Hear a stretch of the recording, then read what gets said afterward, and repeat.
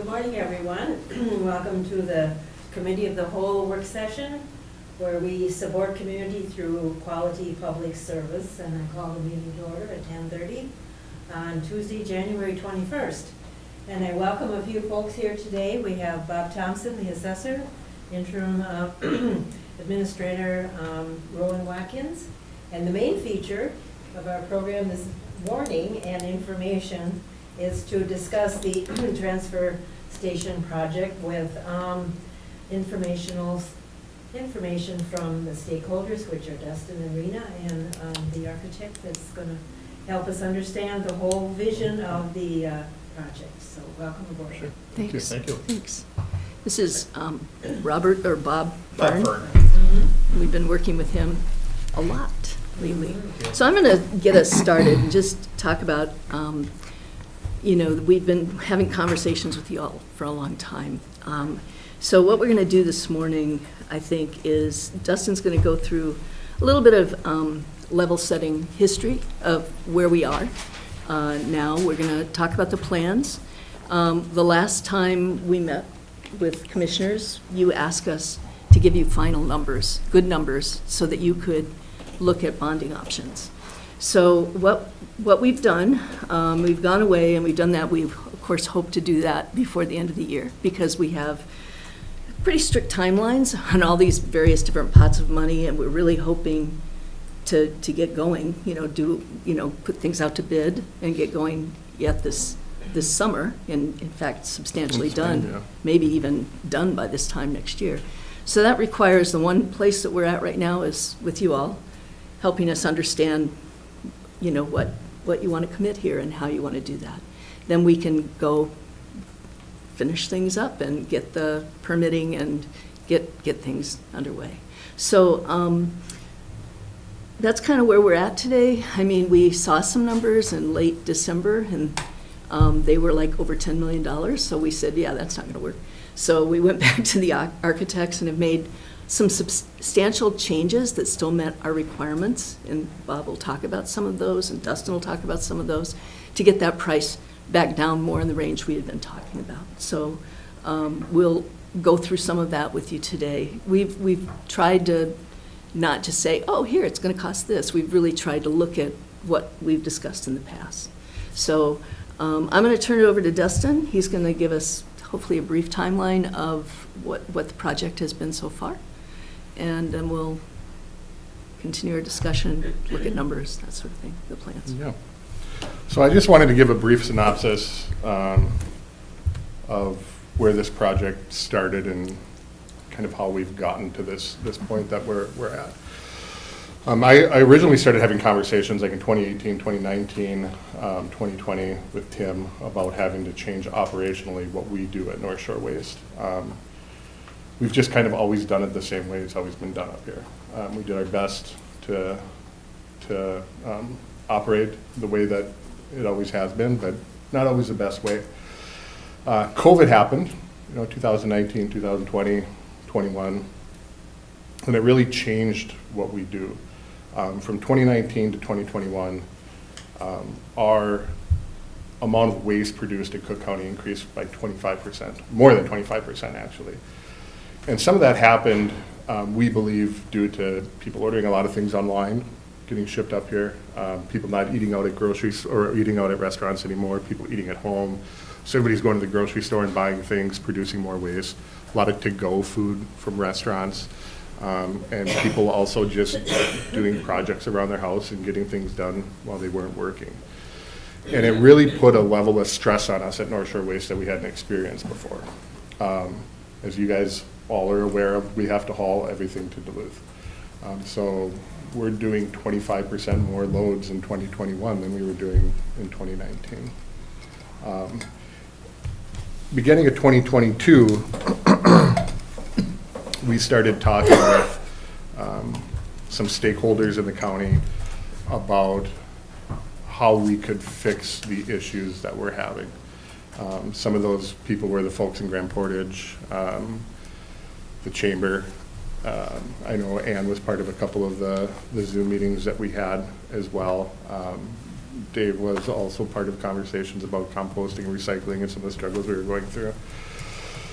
And really started trying to push forward a program or an idea to deal with these issues that we were having.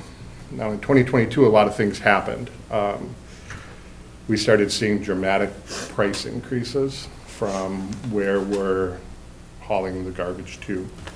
I think in 2022, our price was raised by 36% on what it cost us to dump the material. So not only are we picking up more garbage than we've ever had, our prices are being raised on the other side. And the reason that I keep going back to picking up more is the majority of that garbage that we were picking up more of was coming from residential homes and people coming to the dump station. So when we bill a customer, let's just use the Best Western, for example. We bill the Best Western based on how much garbage they have in their dumpster. When we bill a residential home for garbage, they just have a set rate. So if their garbage doubles or triples or goes in half, their price stays the same. So we got, I don't want to say financial trouble, but we started feeling it financially as the amount of household waste was going up, the price is staying the same, and then the commercial garbage, where we can charge more based on it, that number was going down. So our numbers were going up, our income was going down. So we got together this group of stakeholders and we started talking about different ideas on how we could address the situation that we have. I had always had in my head that we wanted to build a transfer station to be able to deal with the solid waste better. Deal with it inside, not outside. The elements, the birds, the bugs, the bears, all of those things can go away. Not to mention not processing things on the ground, which Outside. garbage leaching, hazardous waste into the ground. Right. So in those meetings with the stakeholders, I kind of pitched this idea to them, and everybody liked the idea. And at that time, the idea was for us to try to go out and get private financing, try to secure some grants to help us get this project done. I had reached out to Bob here and started putting together some ideas for the plans, and started talking numbers and things like that. And we realized that as a business, for us to be able to afford to build a building like this, we just couldn't charge our customers enough. And the reason that is because we need a facility that can manage all of the solid waste in June, July, August, September, when the streets are full, the hotels are packed, the restaurants are packed. But on a 19 below day in January, you really don't need that much room to store garbage. And so that's when we really started exploring our options and saying, okay, let's see if we can help, or if we can get some help from the Minnesota Pollution Control Agency or something on a state level to help bring some money in, to fund, half of the project or something like that. So at that time, I had approached Rena about, joining the team and seeing if she could help us get some of this stuff done. We're garbage men. We're not used to having political conversations and meeting with senators and representatives and talking to the county board. So we hope that was something that Rena could help us with. We went down, we met with the Pollution Control Agency and said, this is what we want to do, we need some help. And they kind of shut us down. They said, that's not something we do, especially for a private business. We had reached out to our representatives and senators, and they really liked the idea, but they came back to us with the same answer. You guys are a private company. This isn't something that we can really help with. The money that we have is public money and used for public good. So we approached the IRRB, and we were able to secure $450,000 for the project through the IRRB with an infrastructure grant. And we felt good, like, okay, this is the ball's going to start rolling here. We're going to start moving forward. In early 2023, Linda at the Chamber had contacted us and said that she wanted to try to help move this project forward. She brought us down to the legislative days down in Minneapolis and St. Paul. We met with a group of politicians that we were hoping would be able to figure out a way to get this project moving forward. In the spring of 2023, the MPCA showed up at our place and beat us up pretty good. They gave us notices of violation, told us that we had exceeded our regulatory limits of what we could process for waste at North Shore Waste, and told us that really we had to change what we were doing. So it was a pretty scary time for us, just going into summer when the busiest time is. And this was in, early summer before we were really processing as much as we could, or as much as we do. And they said, you can't do this. So I'm just going to Yeah. interject here a little bit. So the kind of permit that North Shore Waste has allows them to do the kind of work they do in the open air at a certain volume. Permit by rule, it's referred to. It's permit by rule. And the only other kind of permit there is one that builds a building like we're talking about, right? And then you build the building to the amount of volume that you want, and that's the permit you get. So it became like, in the summer, Dustin was in a position of having to literally close their doors and say, sorry, we can't take your trash today. We can only take this much. Right? It's 125 cubic yards is what our daily regulatory limit is. So if you see those big yellow dumpsters around town, the big construction dumpsters, one of those is 30 cubic yards, which means we would be able to process just over 4 of those in a day, and that's it. And where that became like an issue, like when they were doing the demolition for the city, the PCA jumped in and said, no, you know what, they don't have enough volume to do that. And so they forced the city to hire somebody else to haul that, to drive from Duluth and then haul the garbage away, when these guys could have done it because of this situation. Yeah, so right? we lost that project because of that. And Another the city paid more money. Yeah, right. May I ask a question? Sure. Do you have the option temporarily with the volume that's coming in to be able to load and transport on a daily basis in order to keep it down to where it needs to be? In other words, if you load up and take it down, it might not obviously be cost effective, but it still keeps you in compliance. Yeah, so what ultimately happened with the PCA was I had responded to the notice of violation, explaining what we were already working on and telling them that I, in good faith, couldn't tell them that we would stick to their regulatory limits. And they agreed that as long as we were moving this process forward, they would give us time to work on it. I do regularly update them once a quarter, just saying, hey, this is where we're at, this is how it's moving forward. And so far, until today, they've accepted that. But, that was in the spring of 2023, and now we're in the spring of 2025. So we're almost 24 months after that original notice of violation. In answer to Commissioner Gamble's question as well, tell him how many truckloads a day you take down in the summer of construction waste. Isn't it 4 or 5? Yeah, 6 yeah. So during already? the summer, we'll send 4 semis a day during the peak season, which are about 100 yards per semi, or 400 yards a day, Monday through Friday. So almost 3 times what they can do. Yeah. Plus they're sending the collection trucks down Yeah. with the household trash that And they collect. I can honestly tell you that in 2012, Barry and I bought North Shore Waste. It was kind of a struggling business up here, kind of teetering on bankruptcy. We were young and didn't know what we were doing and just kind of got into it.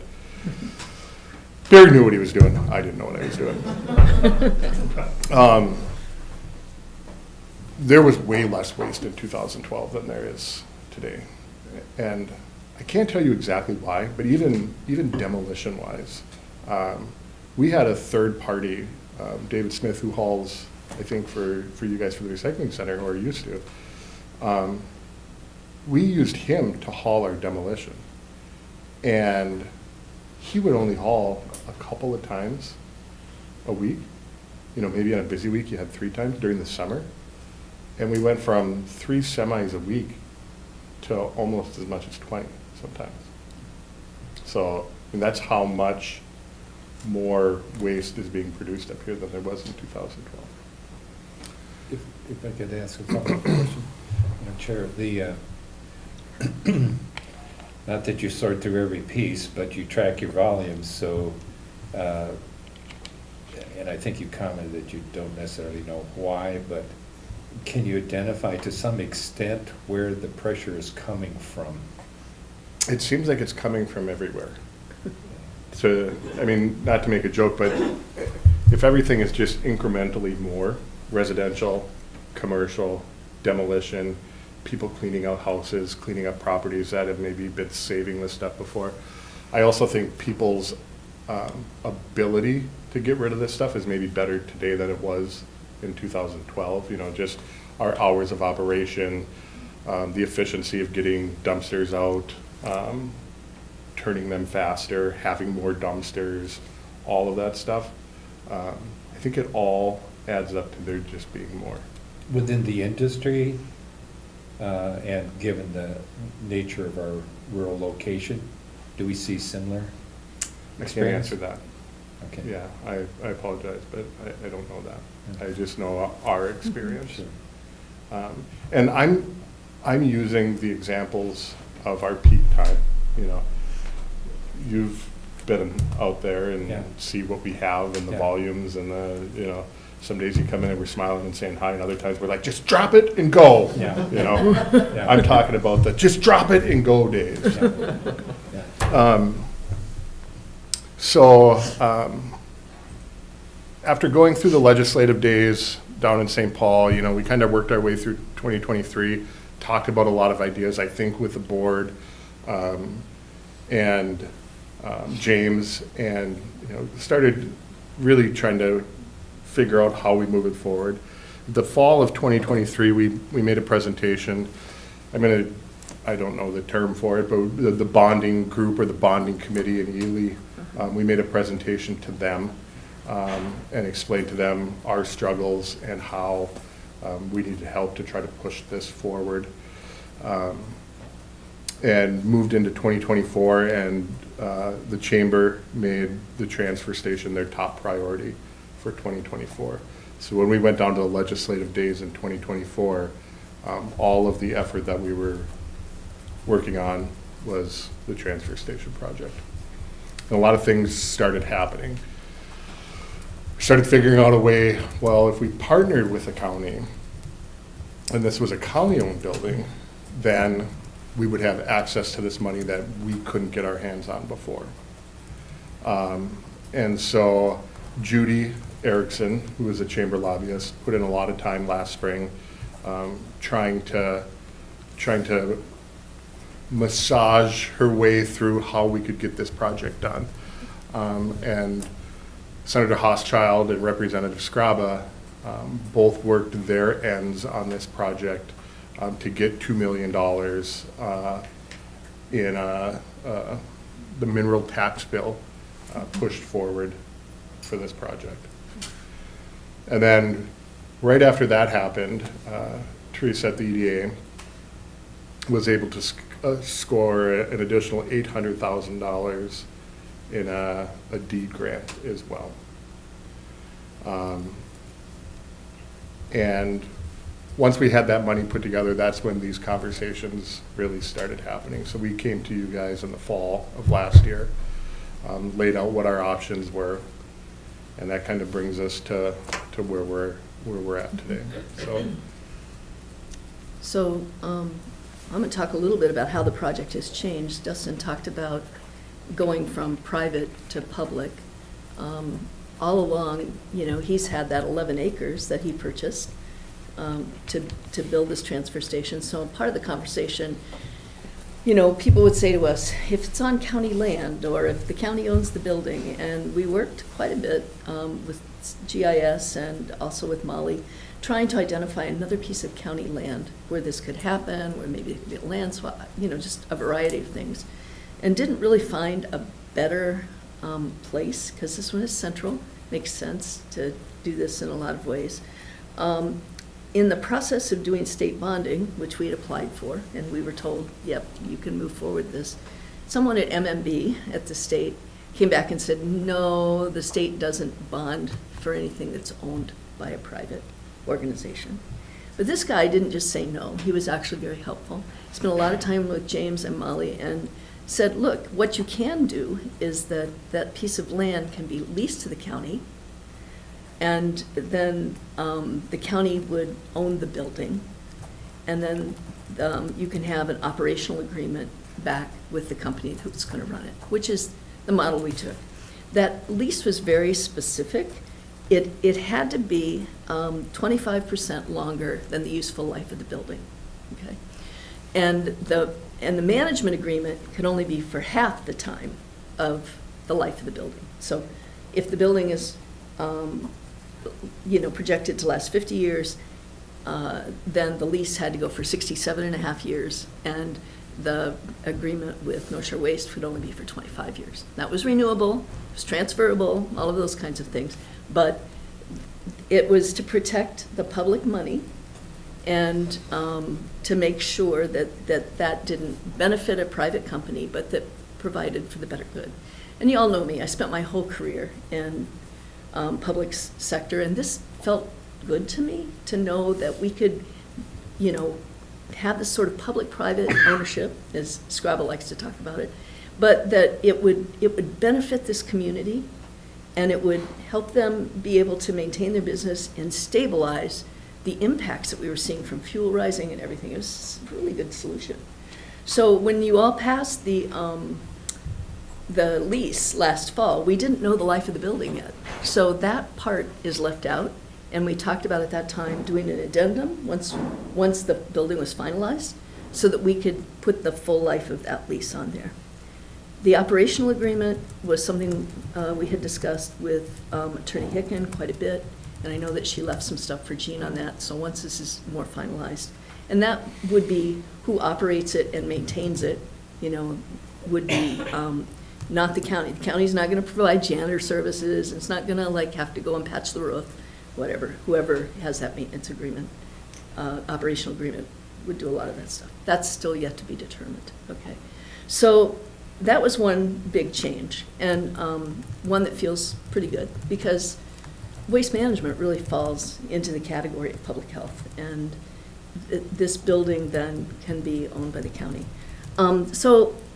When we came back to you guys, we said, okay, we've raised $3.4 million, and that's money that we have to spend, and if we don't get this project built, that money goes back. So that would be money that's lost.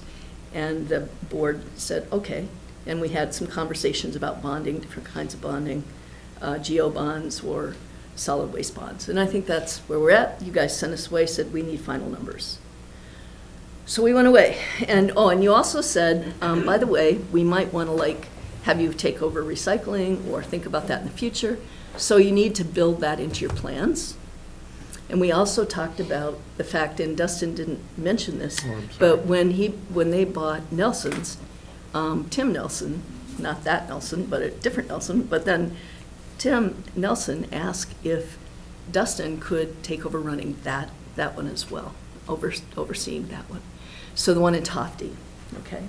That one needs work. It's small. It was doing a lot of illegal stuff. They got kind of hammered too. They were collecting things that they weren't supposed to collect, and it's small, hard for trucks to turn around in there, whatever. It's different. So at that time we said, you know, maybe it would be good for us to give you some numbers, what it would take to make that one more operational out there, and also look at the possibility of putting one on the east end in Hovland. So we've put together those numbers as well for you today as well. They could be considered in a bond as well. So The building itself, we changed the shape of it, the dimensions, did a lot of different work on it, or Bob did a lot of different work on it. I just sat and like talked. But to make the tipping floor, the place where garbage is put in and loaded into trucks, bigger so that you could also manage recycling there. And I just want to warn you straight up, that probably added at least $1 million to what we had been talking about. But if you do that, you're not rebuilding that recycling center, which needs it over there, and the liabilities with that. So, and making it more convenient for people and, you know, taking that sort of off the county's plate. So there's a trade-off there that you all could see in that decision-making. See what else. So we've looked at all of that for the recycling and for these other two things, and I think that's what we've got.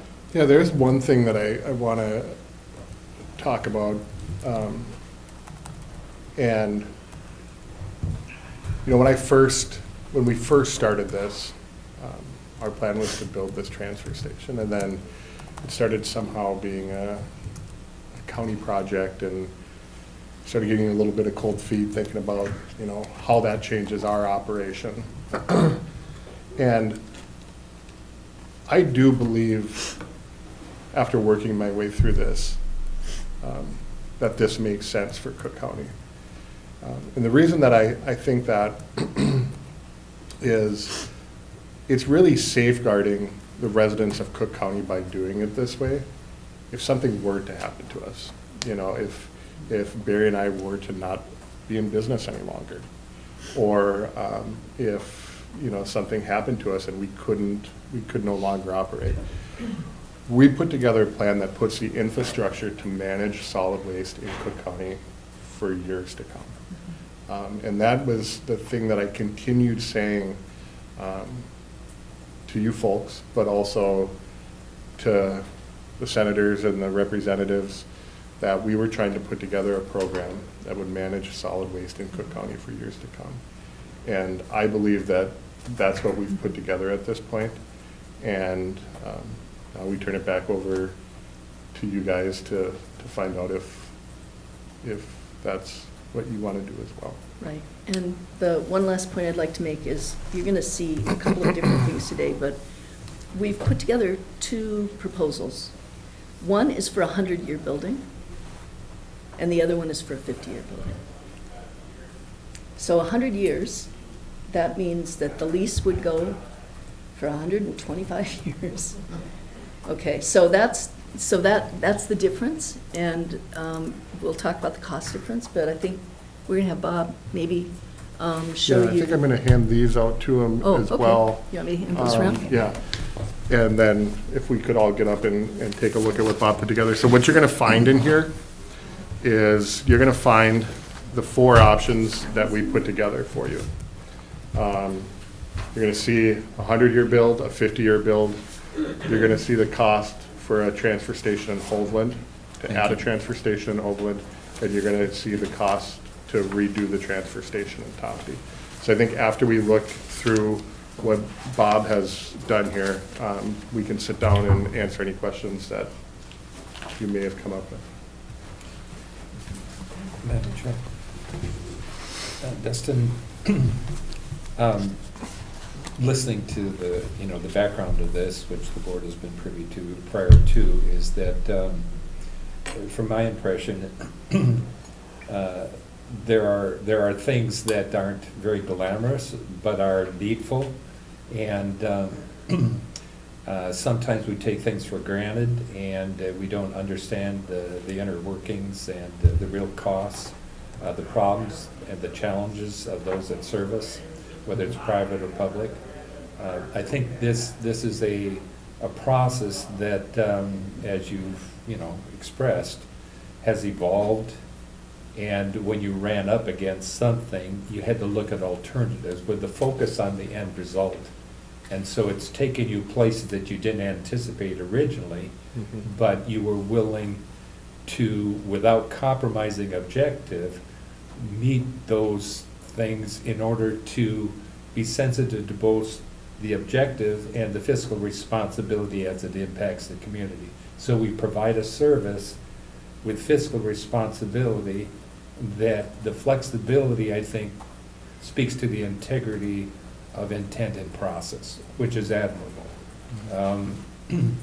The challenge is always when it's something new again in the county, it's, oh no, how is that gonna affect me?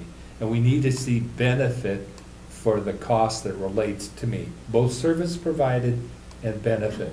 And evaluating on the front end, so often it's talking points that are selling points to try to get an emotional response in many regards, as opposed to an analytical approach to understanding the integrity of process that leads us to where we're at. So I think it's what we hear and what we've seen demonstrated is that there's integrity in the process. The board's responsibility is to evaluate it as its impact in both service provided and cost to the taxpayer. So now some of the things, when we talk about 125 years, there can be a bit of arrogance in assuming that what we decide 125 years ahead of time is going to be actually what it is 125 years down the line. So those guarantees have to be balanced with the cost difference, realizing that the selling point can't be, oh my goodness, we make this decision in 125 years, everybody will be happy with it. And then 120 years later, what were these people thinking? Yeah, right. And so I think it's a balance of cost versus benefit, and not the emotional appeal of, good, we can put this to bed for 125 years. Yeah, right. So, Yeah. and I met with Bob this morning a little bit before we came here, and talked to him about the differences between the buildings and asked him to talk to you about that. You know, yes, a 100-year build versus a 50-year build, it lasts twice as long. But there are other benefits to one building versus the other. So, and we're not here to sell you either way. Yeah, no, it's your option. clearly your decision. Yeah. I would say that a building that's built for 100 years is going to be sturdier and have less issues with it, you know, just because it's built to last the test of time. So the kinds of maintenance issues and ongoing costs of maintaining this kind of an infrastructure are going to pay out over time. Yeah. You know, but that's, they're really Bob's going to talk about the two fundamentally different kinds of buildings that you're going to see and what the differences are. And Madam Chair, as a follow-up, that in designing buildings and infrastructure, we all know that lived experience defines some of the rules that govern direction. And so when we're looking at it, we can say, well, we're going to build for a 25-year flood, or we're going to build for 50, or we're going to build for 100. And there are substantive things, the distinction between that 25 and whatever. And when I've had to deal with local governance in making proposals, if they say, well, we require that you have to make a minimum of 25 years, if I say, well, I've designed this so that it's 50 or 100, I've gone over and above the require, but there's basis for why I've done that. And so we want to be sure that in our observation analysis that we're looking at it in the context of benefit, and looking at the maintenance issues, you know, the replacement issues, and we're dealing with that with a lot of the infrastructure that we have right now. So Absolutely. And we did It's- take that into consideration in this process, you Yeah. know. Yeah. So. Okay. So at this time, let's join Bob and see Okay. what the design. Okay.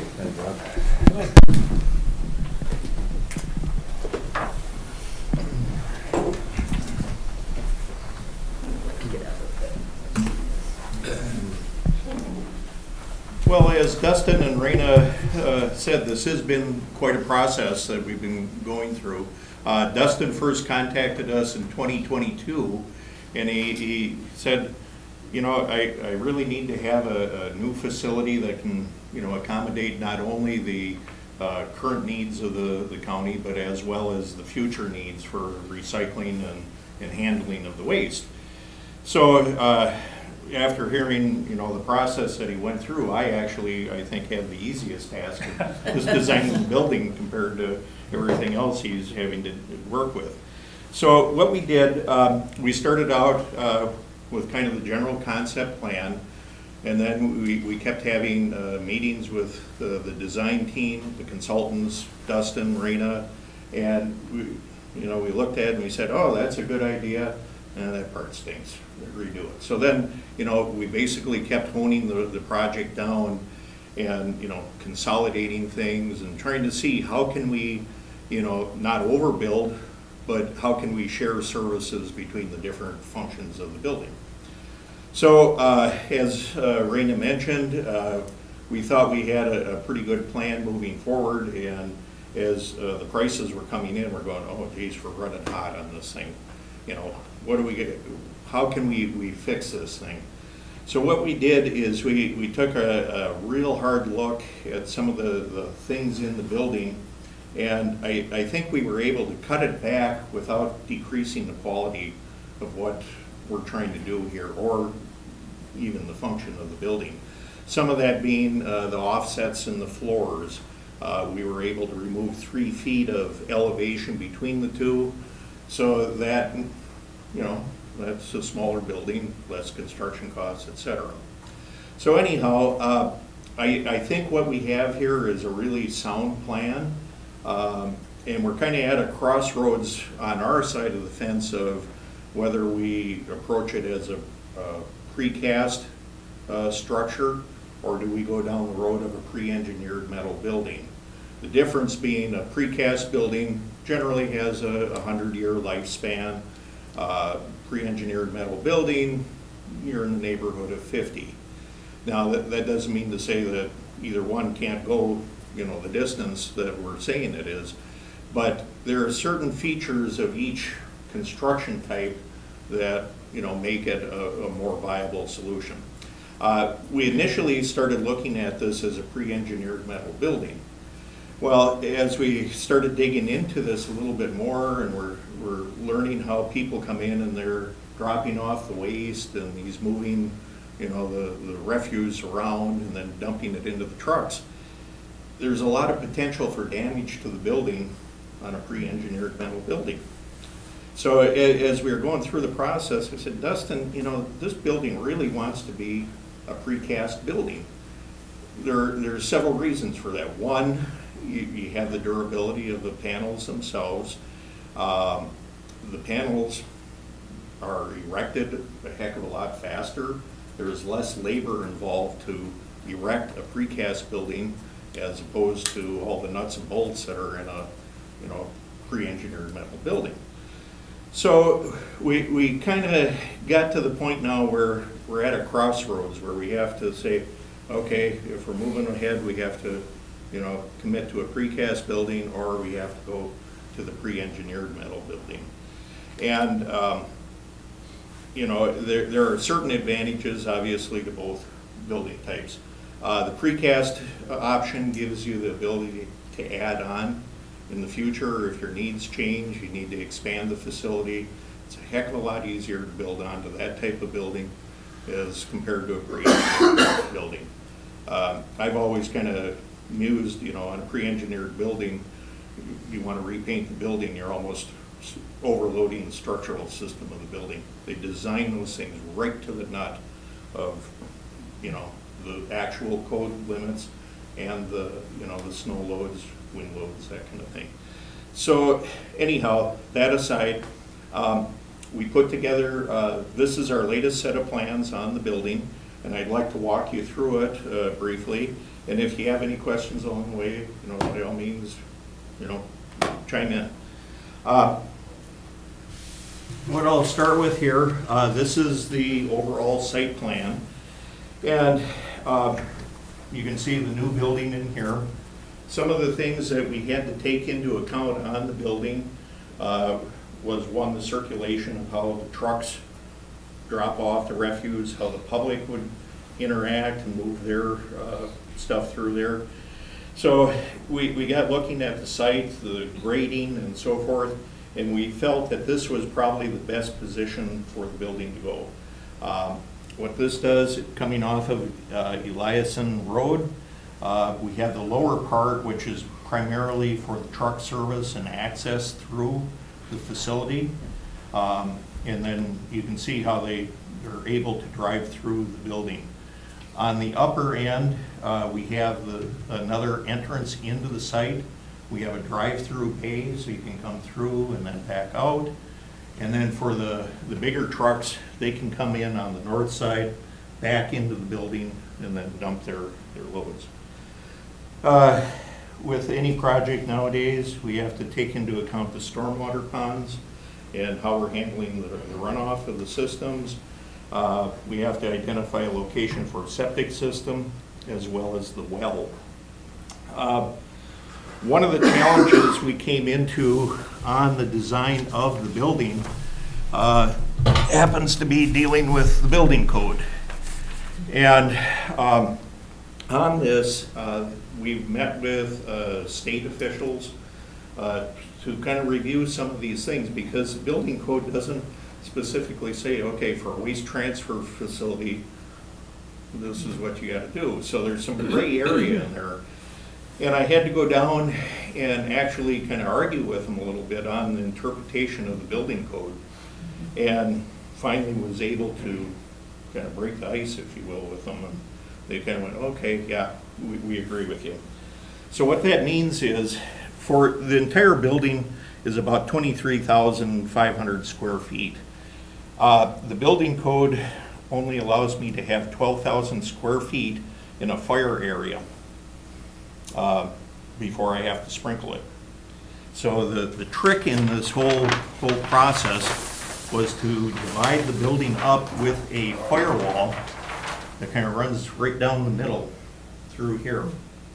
So with that, we have, you know, the upper part, which contains the tipping floor.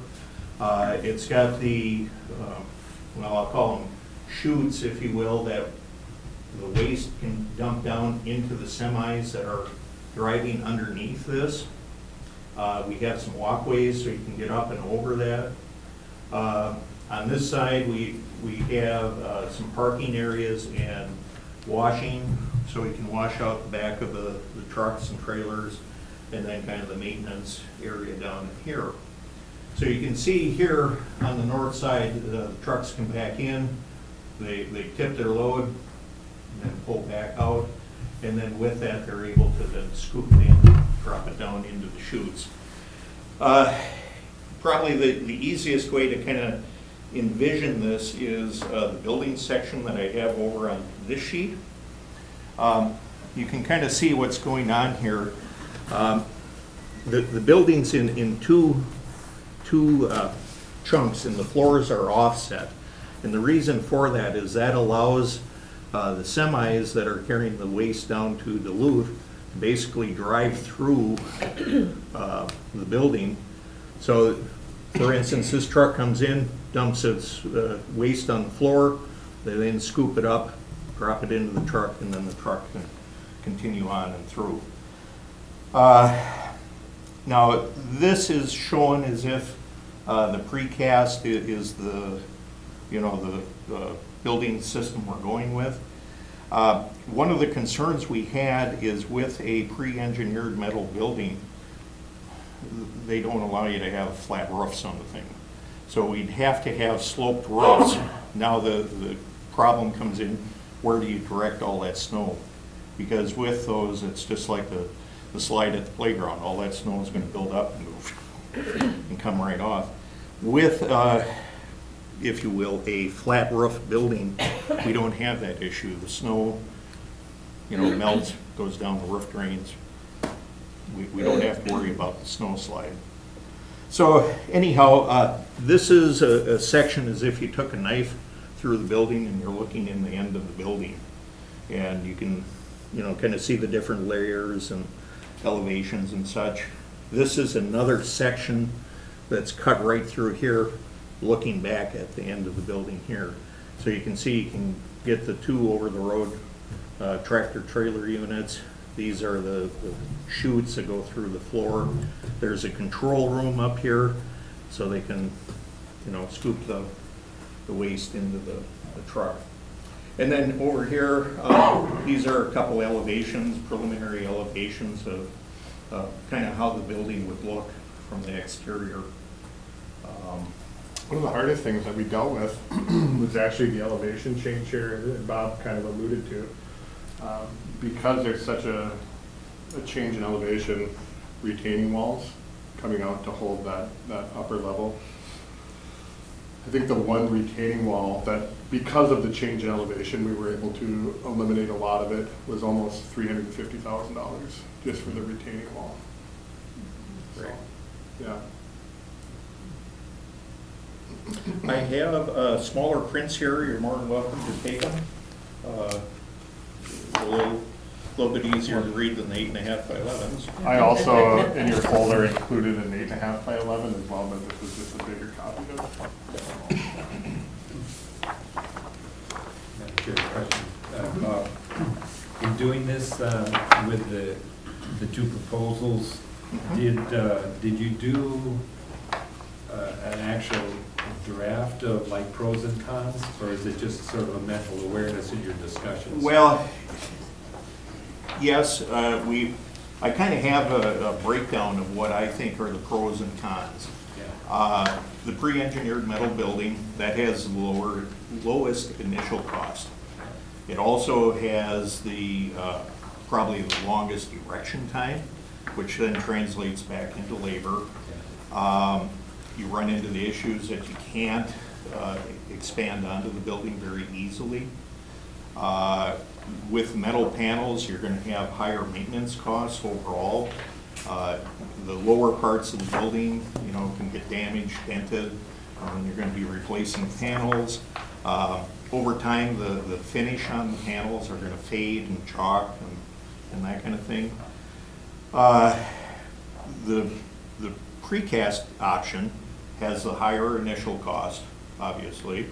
The insulation was a big part of it as well. Yes. Insulating the building.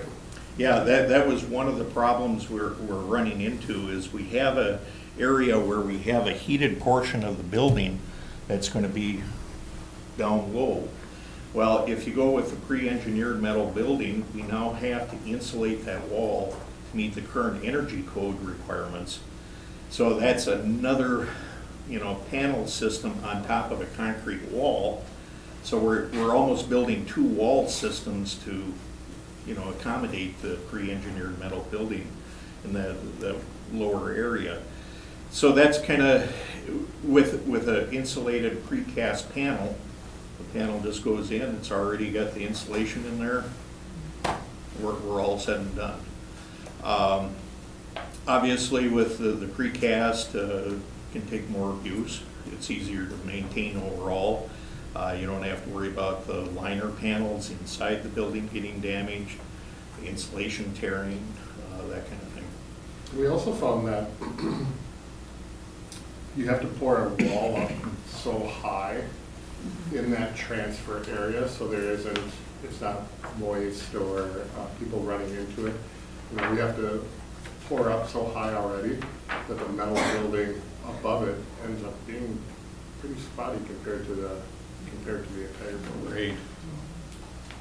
Yes? Do you have a ballpark price difference just for the, Well, is it like $500,000 different? Is it $1 million different? The first number. yeah, $500,000. about $500,000 difference. I think one of the things that drives up the cost of the metal building is the labor piece. Sure. And because this is public money, we have to use prevailing wage, which Sure. we all know. And much of the labor would come from somewhere else, so people have to stay here, and, you know, there are all those pieces, whereas the precast building, made somewhere else. gets- So the $500,000 is just the material, you go to the, No, it's. No, that's and labor. that would be the difference, labor and Counting material. in the- That's the per difference in the diems. two bids is Okay. around $500,000. Yeah. Okay. I think there's a bigger savings between the precast and the metal if we didn't have to calculate in all the labor to build that metal building out here. You know, there might be $750,000 or even $1 million difference in the price of the material, but the erected price, it gets down to about, it's a little bit more than that. I think in the comparison, this is why if it's written down when you anticipate, well, what's all involved in this, and then you look at the pluses and the minuses, the pros and the cons. If that's written down and you show it, and you can show it, you know, in a dialogue, but when you translate that dialogue to dollars, now it's easier to be informed as to why it supports this. And some of the discipline of having that written helps those that make the decision to be more focused on those elements as opposed to absorbing it through discussion and whatever else. The other thing, is there a building that you are aware of that is most similarly patterned to what you're proposing that has some lived experience that would inform your assumptions, you know, relative to your proposal? Well, we have done quite a few maintenance facilities. Like Wayne Transports is probably our most recent one. We've done some buildings for J.R. Jensen Construction. And in those, well, for the most part, the buildings have always gone to the precast part of it, mainly because of the same discussions we're having here between pre-engineered metal building and precast. Just kind of the overall longevity of the building. You know, the precast is, you know, the smarter way to go on those things. We have looked at some other facilities as well, and I'm not to say we haven't done pre-engineered metal buildings. In fact, we're doing one right now for Twin Ports testing. But their needs are completely different than what this waste transfer facility is. We have done some work down at WLSSD in their waste transfer area. Now, mind you, that was more of a remodeling on my part, but after you see the amount of junk that's floating around in there and all that, I don't think you're going to be happy with a pre-engineered metal building over the long haul. You know, yes, it may meet the budget, you know, initially, but, you know, by the time you're done maintaining it and that kind of thing. Yes. Well, I think, as to Commissioner Gamble's point, is that, and for the public, to have, if nothing more than bullet points, the pros and cons. Oh, sure. It's very helpful, because as commissioners, I don't want to have to know, to remember and remember everything you just went Certainly. through as to why, when people have it in front of them, they can carry on discussions among themselves. We can put it in. I- It'd yeah, I be pretty can- simple. Yeah, it's Yeah, a simple for document. sure. Yeah.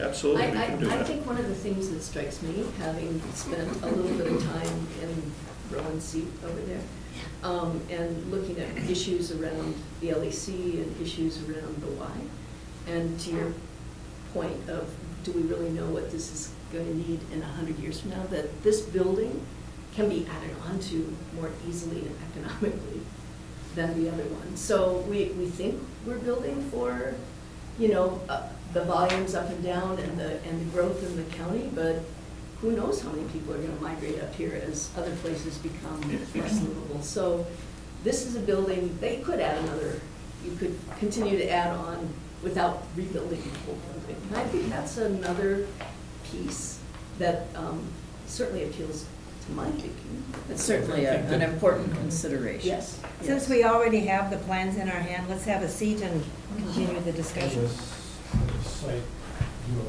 accommodate. Yes.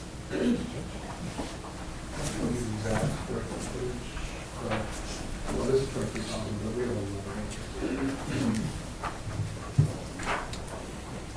know. So Bob, since you're here, do you have any concerns or opinions or overview of what's been discussed? As far as the construction of the building, I don't have any input. When you say cast, I'm imagining it's concrete. Yes. It's fully concrete. Maybe before the next part of the discussion, Dustin, you could talk about the top. Sure. How it all mixed. Sure. Well, since we've talked so much about the first page, I'm going to just move to the second page in here. And you're going to see on these two stapled handouts in the back of the folder. There's an overview of the Tofty location, and there's an overview of the Hoveland location. So I want to first preface this by saying I haven't had direct conversations with Robbie. I had tried a couple of weeks ago to set up an appointment with him to talk to him about this. And obviously he had some medical issues. So I did meet with Matt last week. And Matt did say he was going to go back, talk to Robbie about it, and summarize our conversations in an email. Both of these locations are at the county garage in Tofty and in Hoveland. The Tofty location, we're proposing expanding maybe by 40 to 50% the area, just going back towards where their garage is, right here, and expanding a little further north and kind of following their road line here. And in the Hoveland location, this is just west of the new county garage that you guys built a few years ago. There's some wooded area back there. In both locations, we're trying to stay under 1 acre. And some of that is for regulatory reasons, the things that we would have to go through to do it. Both of these transfer stations were proposed a U-shape drive-through with a small building at the entrance when they come in. So you would drive into the transfer station, and both places, there'd be a building on your left-hand side with a little toll booth, almost like you're crossing the border into Canada. Roll down your window, you can check in. You don't need a passport. You would check in, tell us what you're getting rid of. We would tell you, this goes here, this goes there. You can pay through the window, and they can drive through this U-shaped driveway and out a separate driveway to go out of there. And I'm trying to mirror both locations to be the same exact thing.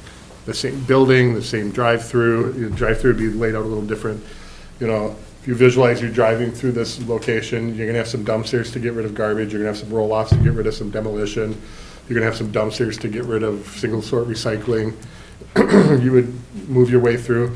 There might be a shipping container out there that you can put electronics in, an area that you can put mattresses or appliances, scrap metal, things like that, and then just work your way out the other side. And so to come up with the pricing for this, I had contacted all local vendors or local contractors and told them exactly what I was looking for to come up with this. So in both the Grand Marais location, the Hoveland, and the Tofty location, you'll see that their bids for everything are directly behind there. I did, just like we did with Bob and the folks from Johnson Wilson, suggest that we do build a little bit of contingency into it, so we don't find ourselves down the road where we want to do this, but hey, we don't have the money for it. So I do believe that these numbers are a little on the high side, might be 10% on the high side, something like that. I asked them all to consider 5 to 10% extra, just so we don't run into any issues. So. Madam Chair. I think uniformity is important, and so I applaud you for being mindful of that. A question I'd have on the proposed style with the cast is, if you talk to other transfer stations that have that type of building, on many planes, somebody that's done what you're proposing to do already, you can benefit from their lived experience. So if you ask them, is there anything you would do different? Anything you would suggest after your experience that we might benefit from in incorporating that? I think that's a valuable piece that should be looked at. The one thing when you're dealing with multiple users is that how do we protect against the people that don't know how to drive a truck or whatever, you know? what I'm We've talked a lot about that. Yeah. A lot. Yeah, and Or it's. don't know how to back up a trailer. Yeah. Yeah. And the thing is that we just invested in this, and after a year, look at what's happened. So there need to be ways to mitigate that potential real issue. And they're all gonna come into the transfer station. I mean, there is gonna Yeah. be, you know, the older gentleman that has his boat full of Yeah. stuff that he has to back into the demo pile to get rid of. It's gonna happen, you know, Yeah. we see it every day. That makes the case, actually, Yeah. for the concrete building. Yeah, Well, it does, but even concrete, you know, without yeah. protective, you know, Absolutely. devices that are replaceable that Mhm. help to Right. diffuse the problem. It's just anticipating all of those things.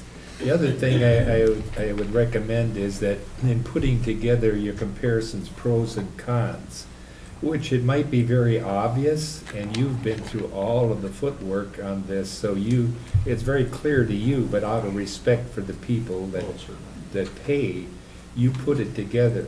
And oftentimes when you're in the back room and you're doing that, you strategize so that your representation is representing the best parts of everything, so that we try to sell it. And I think back to the integrity of process is, you put everything down that you know to be true.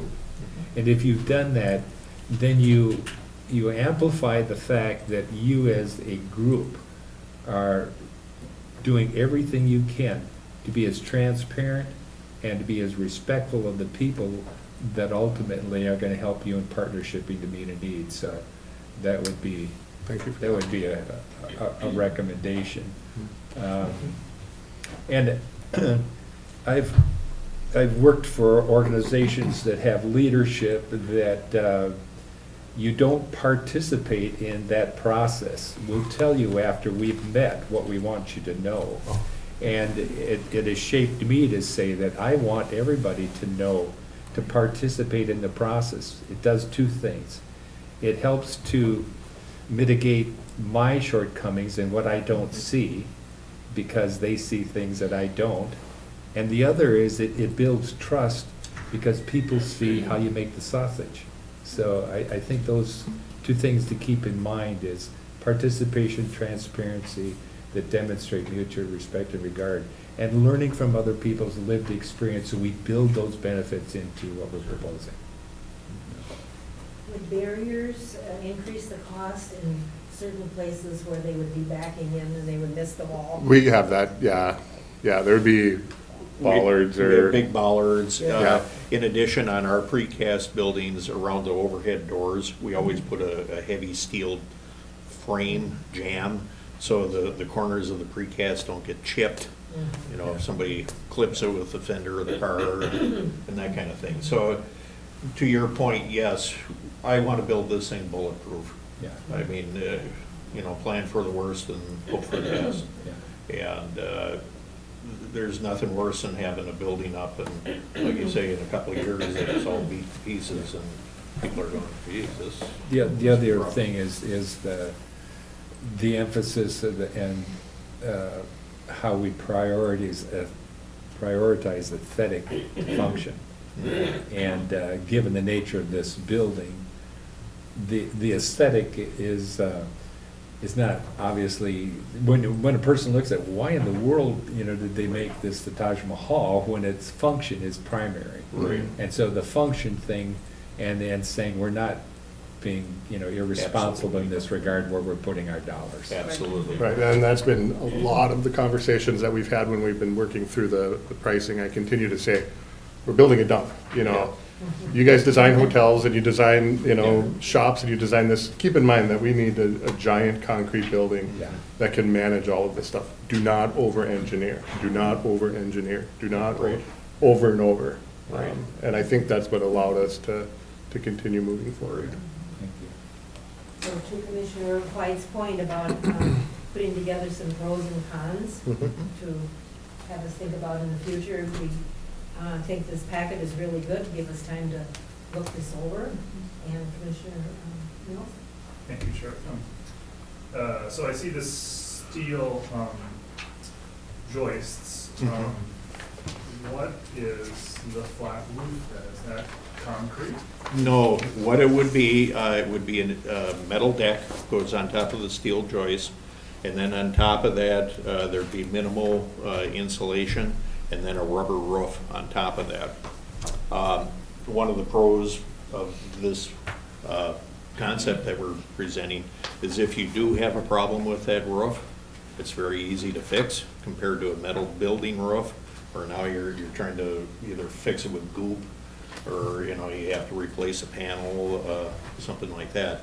The rubber roofs generally have a 20-year warranty to them. You know, and so if you have a problem, you call up the roofer and say, hey, come up here and do your thing. And so what's the lifespan of the roof? Well, 20 years is what, you can get longer warranties than 20 years, but you're just paying for it. And we've seen EPDM roofs, you know, they've gone 30 years pretty easily, so. And I understand the challenge with snow management, it's just every time we're replacing a public roof, I think, why are we doing this? Because metal is 50 years, right? And so, I'm not saying this is bad, but it's just, my knee jerk is always, why don't we have a metal roof? You know, what's kind of funny, I've been doing this for 39 and a half years, and my previous employer, well, I bought the firm from them, but anyhow, they really loved the EPDM roofs. So we kind of figured out how to do these roofs, and we have not had the problems that, you know, I've heard of other people that have had these flat rubber roofs, and they're having problems all over the place. And I mean, I guess we detail them well enough so we don't have those issues. In fact, for Bentech Metal Fabrications down in Duluth, they're a big facility, and they make these big round steel pipes, you know, and they can bend the pipes, and they use them for bridges and, you know, oil refineries, that kind of thing. Anyhow, they had a big pre-engineered metal building, and the roof got to the point where, geez, this thing isn't working anymore. Yeah, so we said, let's put rubber on the top of it, and they kind of, you know, is that really the best idea? We put that roof on there, oh geez, it's got to be about 20-some years ago now. Haven't had a lick of trouble with it, still up there today. And so I'm aware of those concerns on flat roofs. And I think part of the problem came in with like school buildings. They would put down what was an asphalt roof, built up, and basically it's tar and tar paper, and they kind of glue it all together and build it up. And those were notorious for leaking over time because the asphalt would crack and seams would do that. Then with the rubber roofs, I don't know, we just haven't seen those kind of issues. I think a lot of it has to do with the type of system that you put down. We use an adhered EPDM roof as opposed to a loose laid or a ballasted system. The difference being ballasted, you lay the sheet of rubber down and you put rock on top of it to hold it down so it doesn't blow up in the wind. Adhered, basically you glue it down and mechanically fasten it to the metal deck so when the wind blows it doesn't blow up. And with those types of systems, we take into account the shrinkage that will occur with the rubber. I had one project, wasn't ours, where we had to go in and fix a rubber roof because the rubber had shrunk and it literally pulled all the wood fascia off the building and pulled it in. It was like a big rubber band and it just, you know, cinched it down. So, I don't know. I don't doubt the quality of that install. I guess my point is, okay, let's say it's rated for 20 years. Let's say we get 30 years out of it versus a 50-year metal roof. That's my kind of point. It's like, there is a replacement schedule for the roof. What does that cost? Is this the 100-year Gotcha. concept, or is this the 20-year? And so that's just my question, and I trust the experience and expertise, so I'm just asking. One thing I should say, in that pre-engineered metal building option that we were looking at, that is not the premium roof system that we're looking at. That's where you take the metal sheets, you overlay them, and then you drive screws down and they have the ceiling washers on it. They do have standing seam roofs, which are significantly more expensive. And those are the types of roofs that you're talking about, where you get the 50-year warranties. Right. And it's kind of that cost benefit. Right. With rubber, you don't have to worry about hail damage. Metal you do. Especially with the long slopes of this, taking into account the expansion and contraction of the metal panel. As it heats up during the day, it's going to grow. Then at night, it shrinks up. How do you accommodate that movement? So with anything, there are pros and cons to the systems. But yeah, I'm just, if this is the way to go, it's the way to go. I get it, but I hate replacing roofs. Oh, I do too. It's just, why are you replacing the roof, right? So minimizing that is kind of what I'm always looking for. But if it's not cost effective, I get it. Just, I want to make sure we're investing on the front end rather than every 20 years having to do something that's not absolutely necessary. You'd have to change the roof profile, Yeah. have a metal roof, which would increase the cost.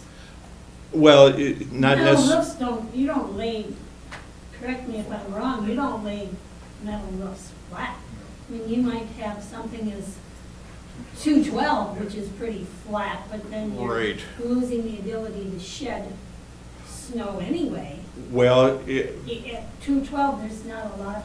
on a standard metal building, the typical roof slope is a 112. So for every 12 feet of run, it goes up 1 foot. Right, so it's what you would gain is not snow load and shedding. I think with the metal roofs, the quality of the material has increased significantly over the decades, and then it goes to installation. Yes. And who you have in the temperatures of the day, it is the preparation of the subsurface.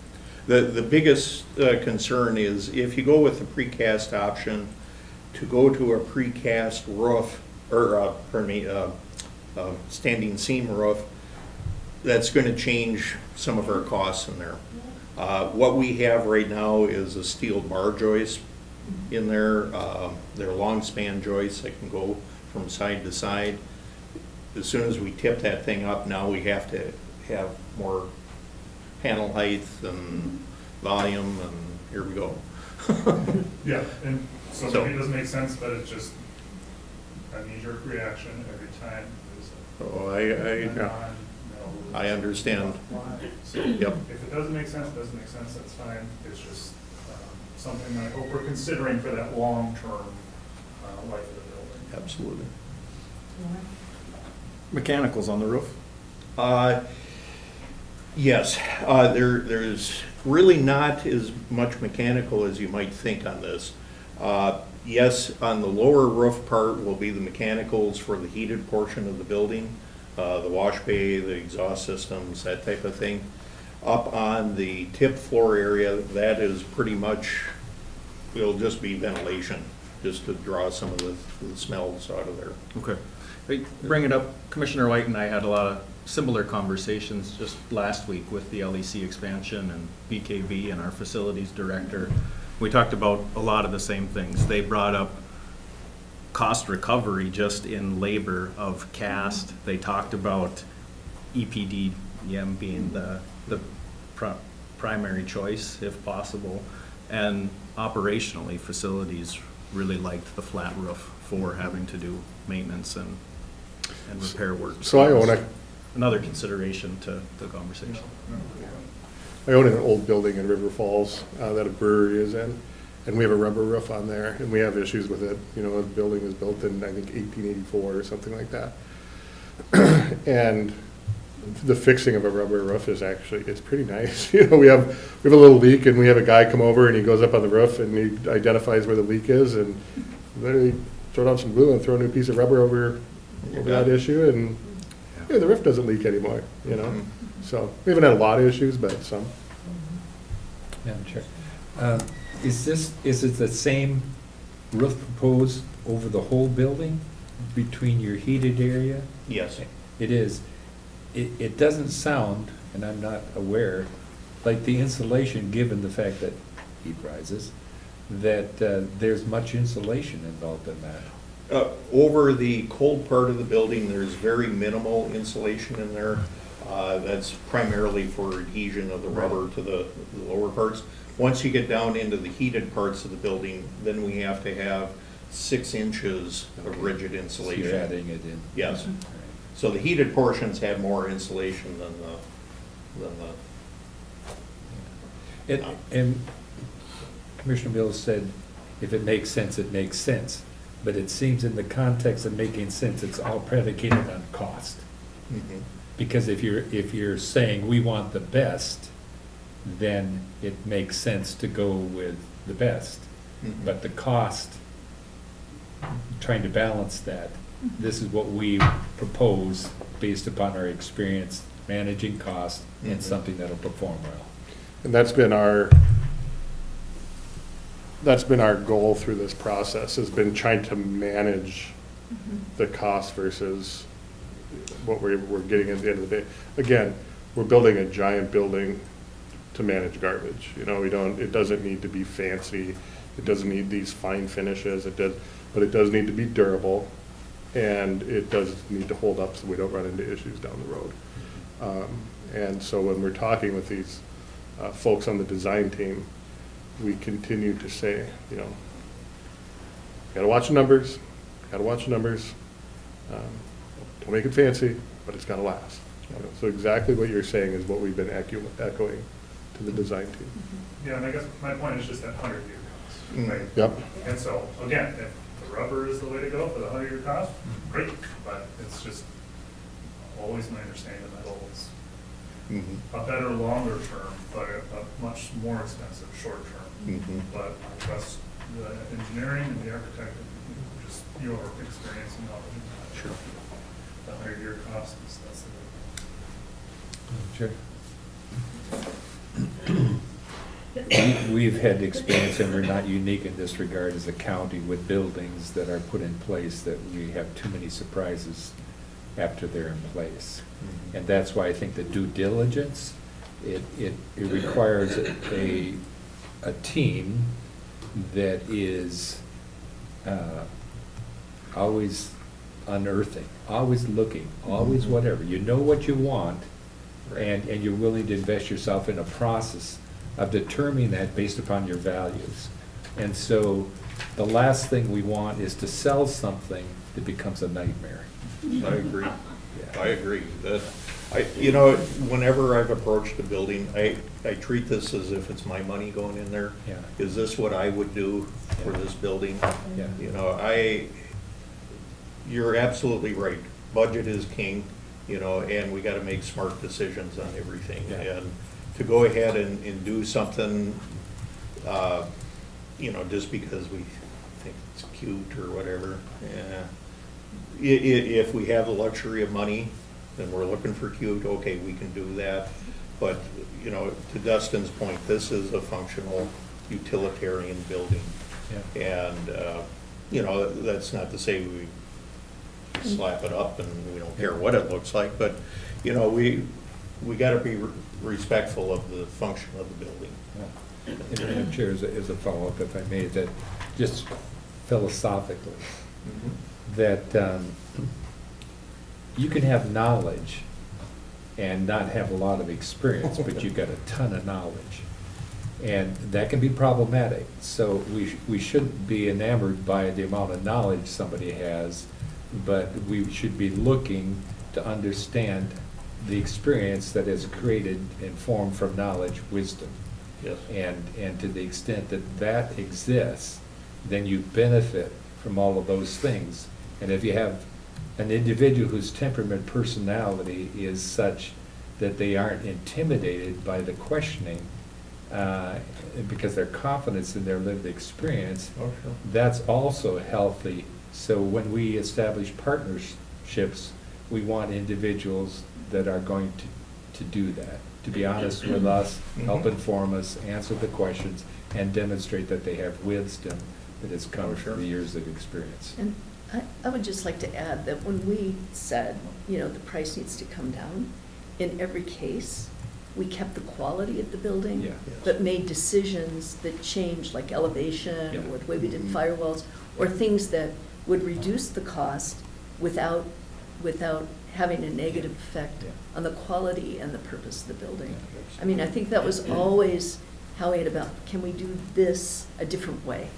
And so I really, I feel, I mean, personally, I've looked at a lot of these things, and I feel good about it. I've certainly had my time dealing with the why and all the issues that were there, and saw the way poor decisions and shortcuts have impacted not only the building, but public attitude about that building. And believe me, that is the last thing I want to have my name associated with. That's what I'm saying, that So- wisdom comes through. Experience. So when Yeah. we look at, when we look at the precast building versus the metal building, are the roofs included then also? Yes.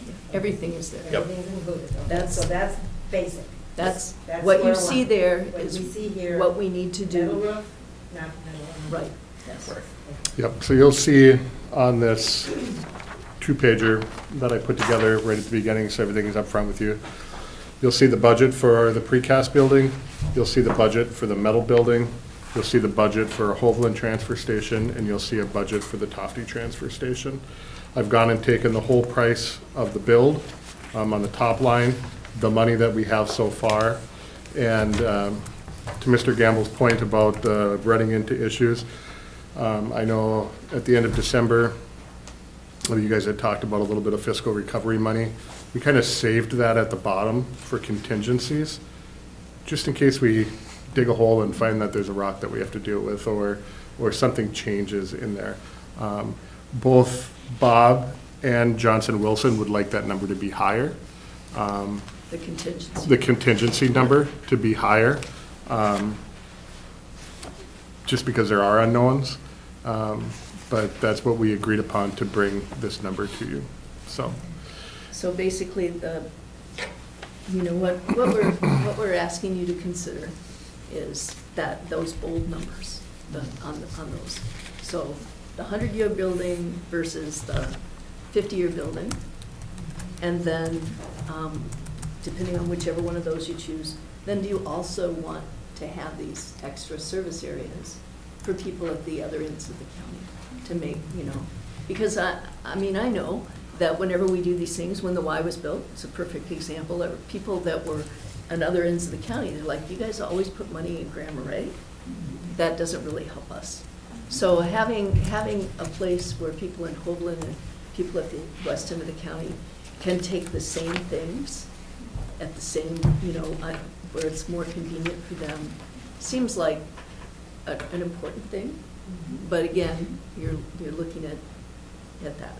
Do you want to do that? Do you want to spend that resource doing that? In the case of Tofty, I would say that place is only marginal right now. The fence is falling apart. It's been dented down. There's not good room to turn around in there. They were collecting things they weren't supposed to collect. And there wasn't room to do that really anyway. So that place is already a place that the county probably should put some money into. That Dustin is just operating now, but he doesn't have he's not gonna fix it. That's the county's place. So these are just things to consider. And I would just add one more thing. I know that these are big decisions, but the clock is really, truly ticking. And this is not like, and I'm not trying to pressure anybody, we've certainly been having this conversation a long time, but we really need to know what you guys are gonna decide sooner rather than later, because they have to finish plans, we have to apply for permits, have to get out to bid so that we can take advantage of this construction season so that we can meet the timelines of the money we've already secured. That's the burning platform. And I don't want to, I just want to like put that out there because it's just not something you can take 2 months to decide. Right. So get your questions out because this is not that time. We've been having this conversation with you all for a long time. And so that's the reality. Would we have time for conversation to talk about this at the next board meeting, which is next week, or the first board meeting in February? Madam Chair, I would recommend that the pros and cons information come to us prior to any discussion. The other thing, two things, one is, and I apologize, I haven't looked to see what our total budget is for recycling center, which is another conversation. But it would be good if you are taking that over and we look at that, the efficiencies gained at the one place serves all kind of thing. That's another I see as a big component part of it that should be understood so that we are in a position to be able to communicate that.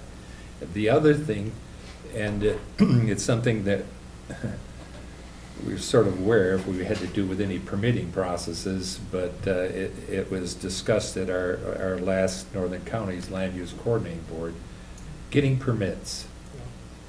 If the discussions, the recent inspection has sort of greased the shoe in that process, if we've talked to the people that are the providers or the authority in that regard, so that we know that they're on board, so that we can move forward, so that all of this effort and push and the timeline money isn't all of a sudden held up because we run into a permitting authority that has demonstrated they will take years to get back to you on something. I know, so I listened to you talk about this at the last meeting. Yeah.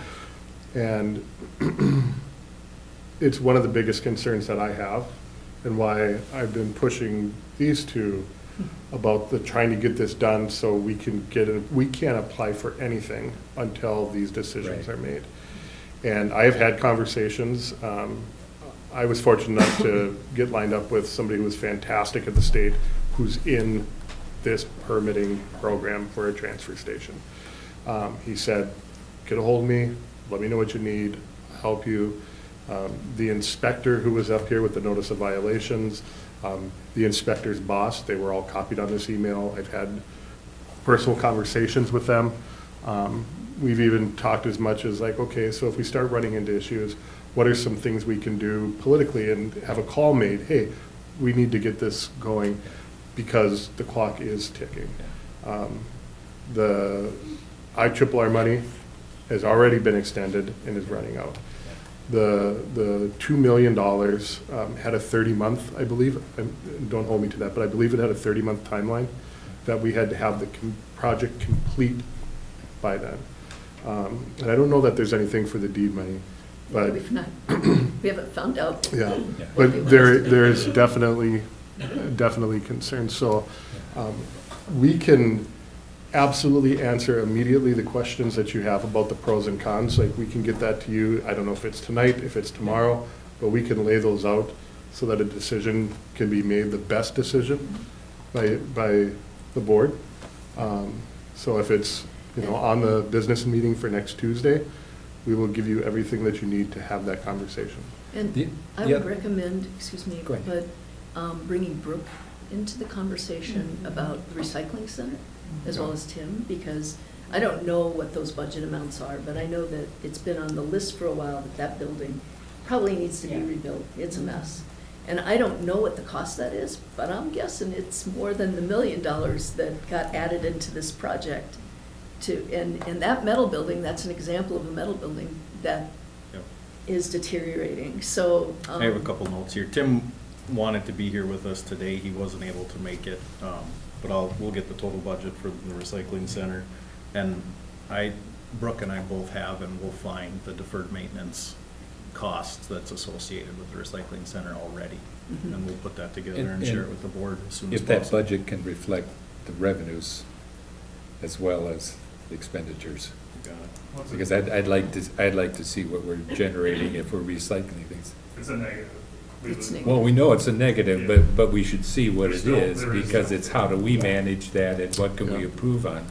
The other thing that we haven't talked about, and I know it's noon, is the assessment issue. How we annually are going to have contribution to that. I mean, you've maybe had many conversations that have, And Commissioner White, you wanted to say something? Oh, it just had to do with murals on buildings, Oh. it's irrelevant. We're talking about aesthetics, landscaping Yeah, yeah, and yeah. murals, so Yeah, that's yeah. just irrelevant. I just think, I'd like to hear assessment costs. Yeah. So Brady did share the document from Ellers where they had projected the assessment. I think they're saying, what, 25 for residential? yeah, 50 commercial. Industrial. And so when I'm looking at this number here, I know that it's showing 10,000, just over 10,000 residential units in Cook County. And I think that number came from a 2022 data query we had put together when we were reviewing the short-term rental committee. The advisory committee for short-term rentals was looking at a cap and what percentage of residential units we would set a cap at. And that 10,000 units, it includes all residential structures such as, garages, houses.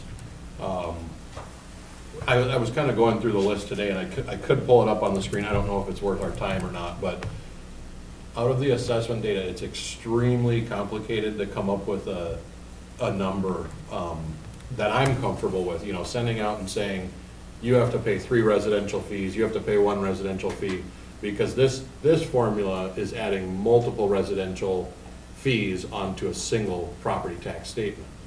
And for example, I'm sure you're all familiar with this cabin. Mhm. It's right at the top of the hill when you're driving out of town on Highway 61. It's at Robert Lund's. The deck's caving in this structure hasn't been used in many years. That is adding a fee onto that parcel. Now, this is a triplex. In the data query with 10,000, this is paying 1 residential fee, but there are 3 housing units within that building. Another one, and this is partly because of our assessment record should be, I guess, changed in a way, but this is down at Bruce Blocks. This is 8 units. This is only tallying 1 fee in that 10,000 count. So clearly, there's a lot of work to be done to determine what's fair.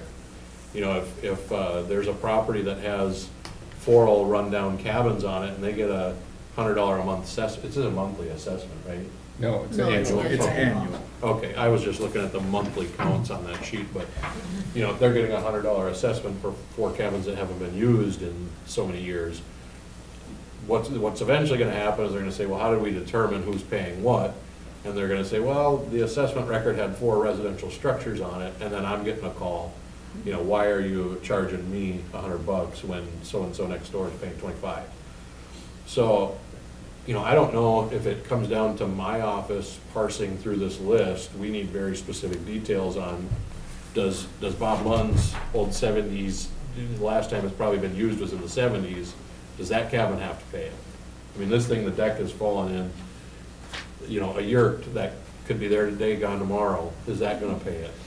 If somebody's parking a camper on their property, probably not showing up in that 10,000 count.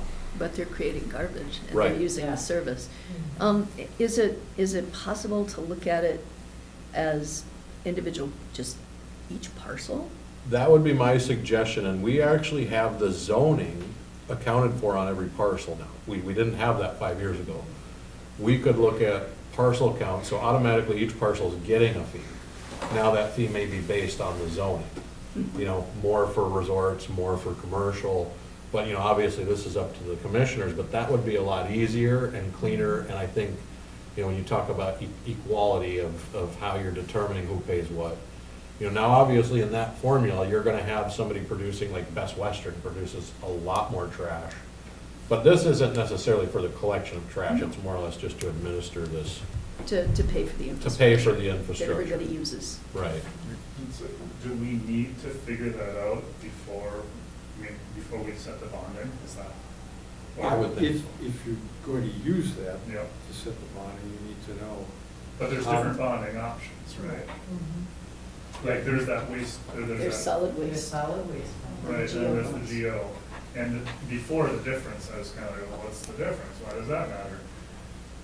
And maybe there's other costs if we transfer it or change it or whatever, but if it, because of our timeline, if we need to do GO bonding, I don't know. And then we can figure out that solid waste bonding. Is that an option, or is that putting the cart before the horse, or what's? Yeah, we should have Ellers on the phone to really talk about all the options. But if you wanted to start collecting this fee so that you could pay the bonds Right. next year, you need to get it on within a month. We have to have that decision, we have to know exact parcels and what we're gonna put on each parcel. Of course, they can change bond timing, of course. Give you an interest fee the first year and so forth.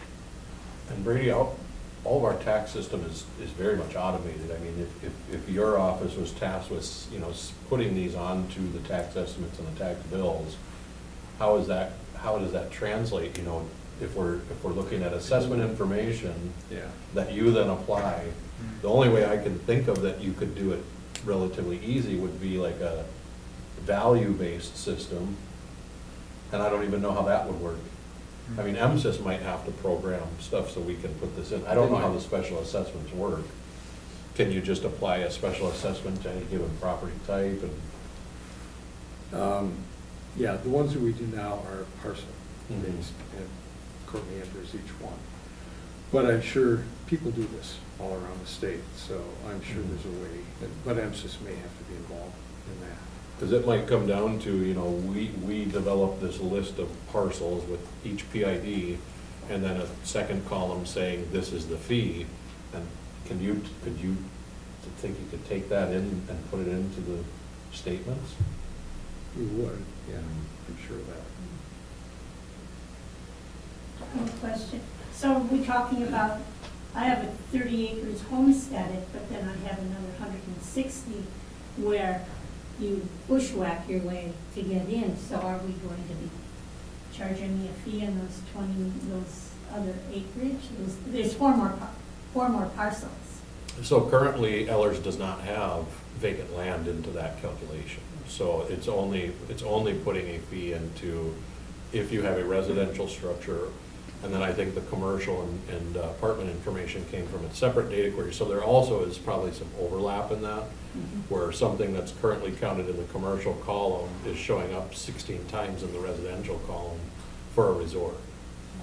So it's gonna take a lot of work, and we need to know exactly what the fee is for what, in order to say, you know, what does Bruce Block pay down at his, you know, complex down there with all the different houses and apartments? And what does somebody pay with, you know, a residential house? What does somebody pay if they have a house and a guest house, you know? Residential non-homestead? And part of their calculation was to have as many parcels as possible in this, so that the fee is low.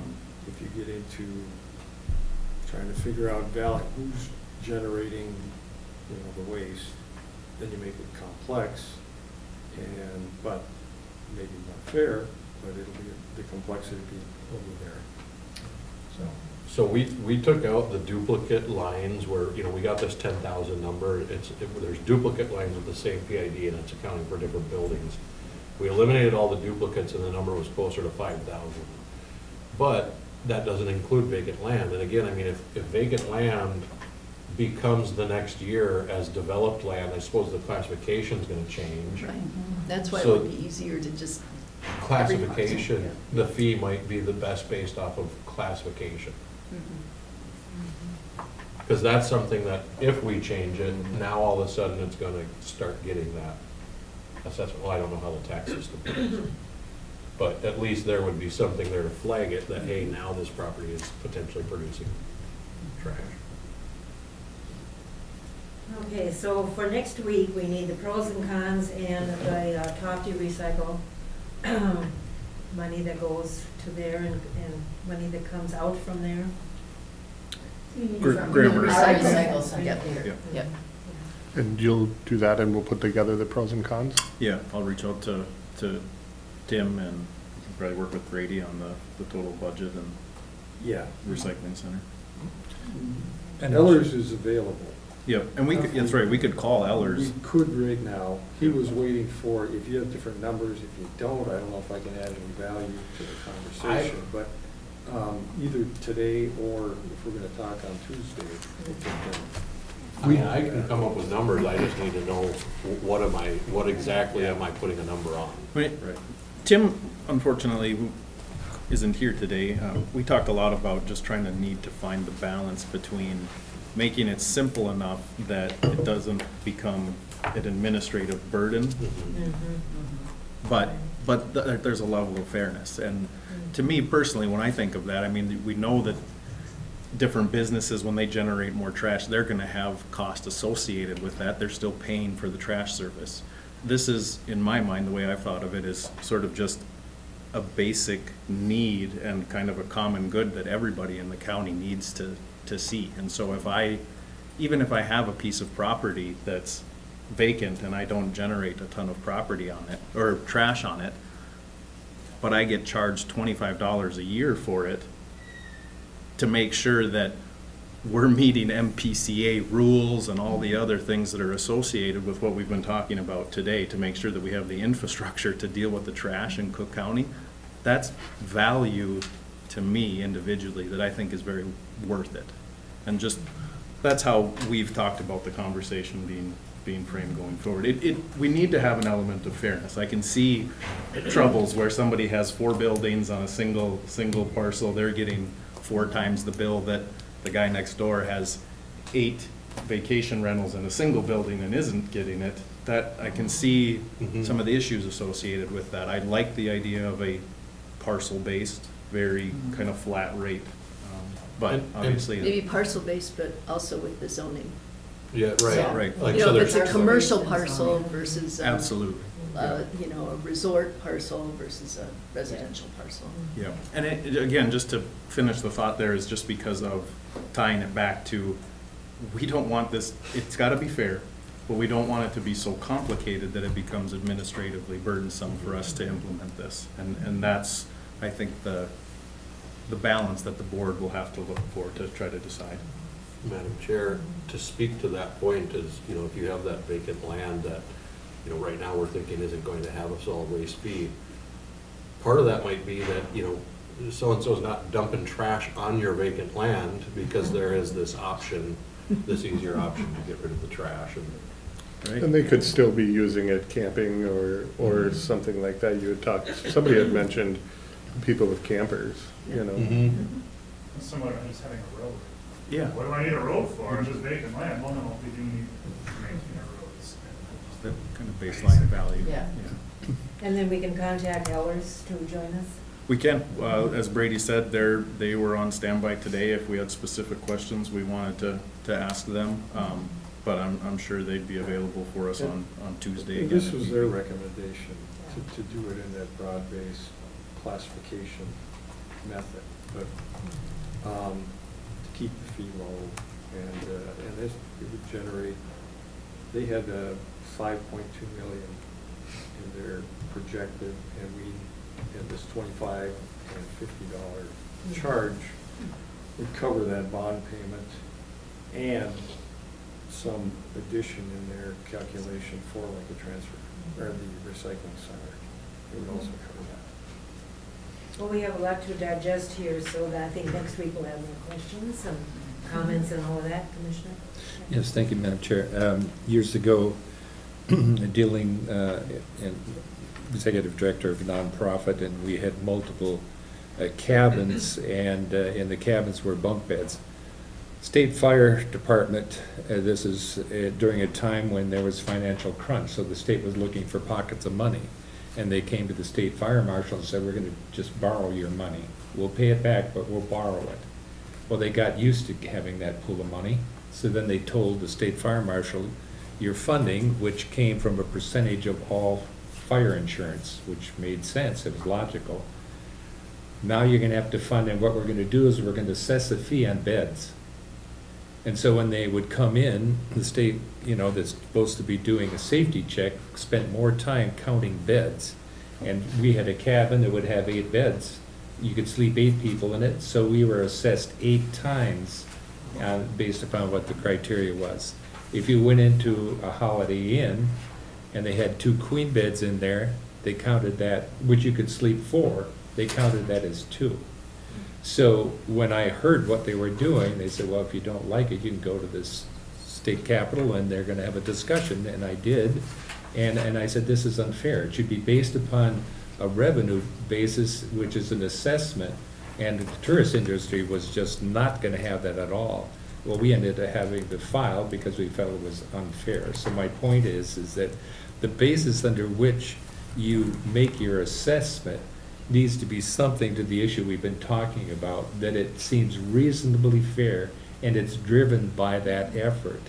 The other thing is, if this is like the business part, this is an assessment that will only run to the extent that the bond is paid off.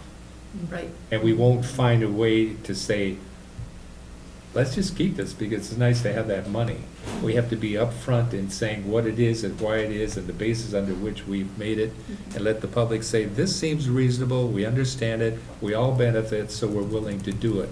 When you take the additional levies that exist in this county on top of this and on top of the additional sales tax that we get to charge and whatever else, we cannot continue to layer things unless the people that we serve believe that this makes sense. So do we have all the information we need? Rowan will send the information to you, and as soon as we can get it, Yep. and you can distribute it to the commissioners. Absolutely. Yep. One last question, and it doesn't have to be answered now, but just, is there a way that just the simple zoning or the tax classification could be used for? I'm hoping to. Simple way to. Yeah, I'm hoping to maybe look into that. I can maybe I'll put together a spreadsheet that will say the parcel count and the zoning. And then, you guys could take and manipulate that a little bit, and, I can make it so a spreadsheet is interactive where you say, if we set the fee at 30 or 20 or 10, how much does it raise? I can do PID and zoning, and I can do PID and classification, 2 different options. I'll try and put together some numbers that then, you or Ellers or whoever wants to play with the financials of it, they have a better idea of something that I'm more comfortable with, like this is based off of your zoning and your parcel count. If you own 5 parcels, yeah, you're gonna get hit 5 times. Well, and I guess I was wondering about just tax classification as well as value. Like, is the fee a better way to do it, or is the percentage on your property value and the classification, I think that gets more It's more messy, complicated? yeah, Sure. especially because I think, It's gonna change every year. If you do it as Yeah. a straight levy, This is more like, so it's Then- harder to know when then you're gonna have to there's pay no- back. I mean, if you do it Yep. as our levy, Yep. as our, any other general Yep, GO bond, yep. then it's one number, goes in your tax system like any other levy. That's the easiest maintenance, let's put it that way, Right. than the special assessment. Well, that's what I was wondering. Is that And then something it's by value. I'm not sure exactly where the assessment started, other than that's a bonding method typically for these kinds of projects.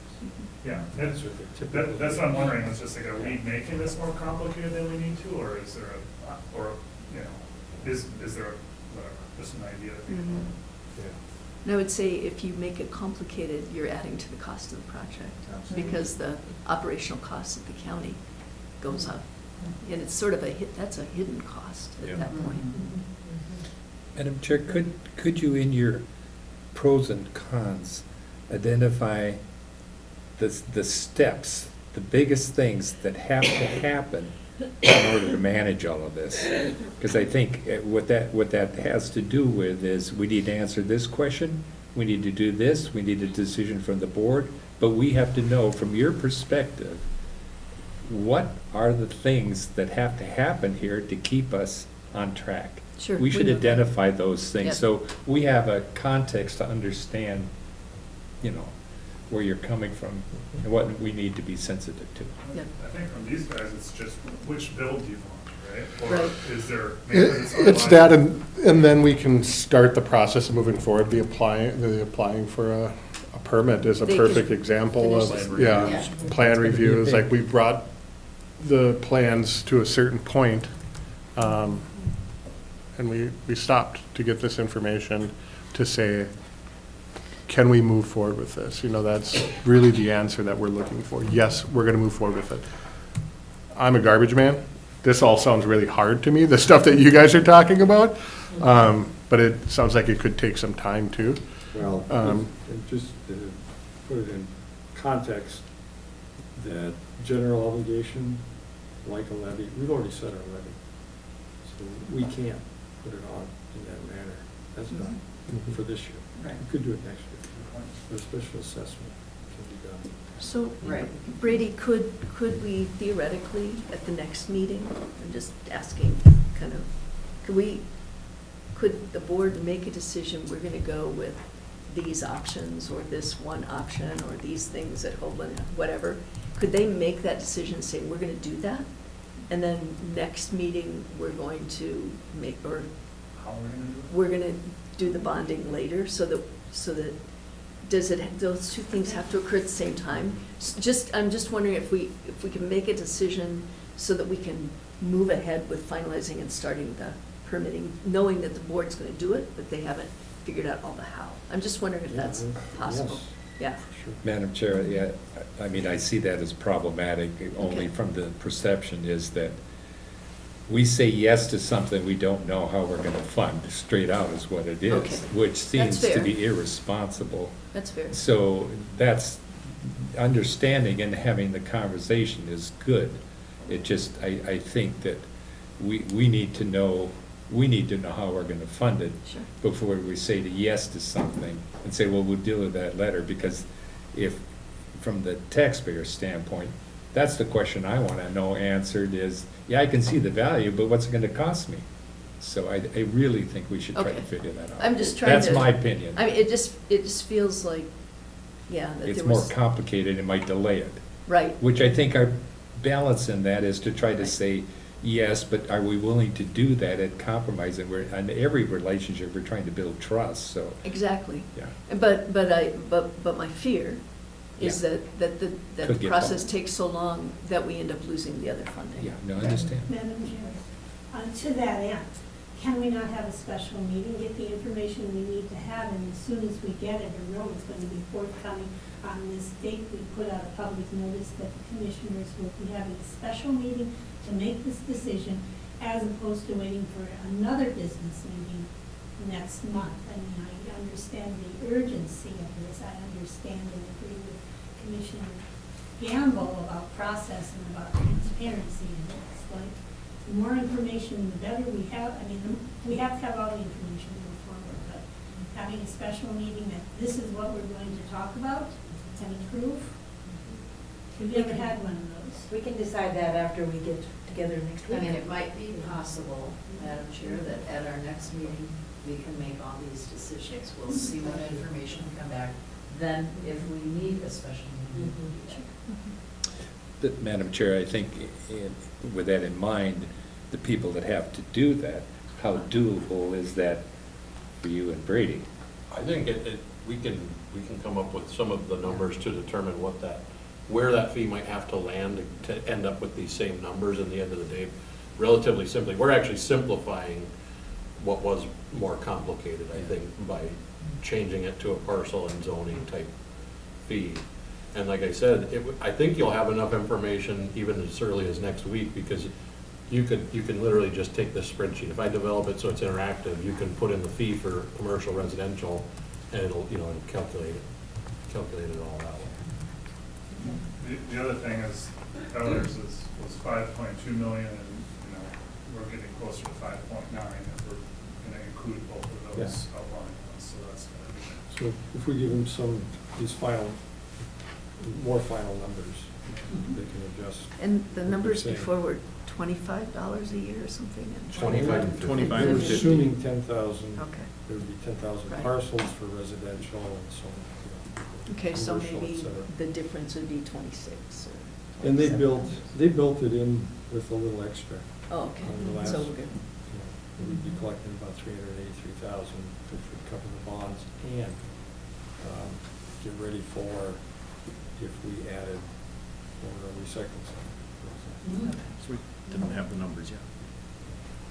Madam Chair, a question I had, and I guess I probably could have asked it a lot earlier, but you said you're doing 125 cubic yards a day, a week, right? During the busiest weeks? That's what our regulatory limit is. A day, okay. Do you know what this building is projected it can handle a day? That's part of the permitting process. They identify that based on square footage, cubic footage of the building, area, things like that. I can tell you that we did go a little bigger than needed with the anticipation of what we've seen for growth over the last 12 years, and what could happen. Storage isn't my concern. Storage and being able to operate machinery at the same time is my concern. I mean, we could fill that building up and, you know, not get rid of garbage for a month, but to be able to operate machinery to load and so on and so forth is a. And really, maybe it's because it's indoors, it's no longer regulated to that smaller number. We can shut the doors, it's all enclosed. Right, so the trucks are loaded, maybe they don't go till the next day, but they're not outdoors and. Yeah. Another piece of food for thought, down in Tofty, I know a lot of people that gather for social gatherings down there when they're dumping off trash on Sundays. Yeah, we got Maybe a little stop coffee that. room. Yeah. Oh, did you notice that? Oh, yes. I hear about it all the time. That's where like all the news gets shared. It's wonderful. And it's such a small little place too, cars are parked in and nobody can get around, and that's why we're getting U-shaped. You know, if you guys want to chat, that's fine, but just outside the gate on the right-hand side is where that coffee maker is going. We bought Brody that nice new shed. I know. So that he'd have heat and we could gather with him there too. I'll put a coffee maker in there. Already done. Anything else? So we have some good things for next week. Thank you for providing all of that and Yeah, for you thank coming you. today. That's the whole purpose, that we created Committee of the Whole over 10 years ago. So that people can hear what's going on and understand that when it comes before the board, we have good information. So Thank you. Thank you, everyone. So on our information here, the standing, minutes from the standing committees, airport and budget and building and highway and personnel, all included in the packet. Meeting is adjourned.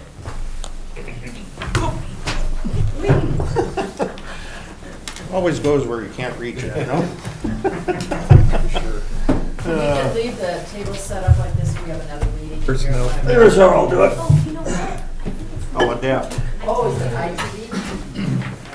Plus, I think there's EPA. Something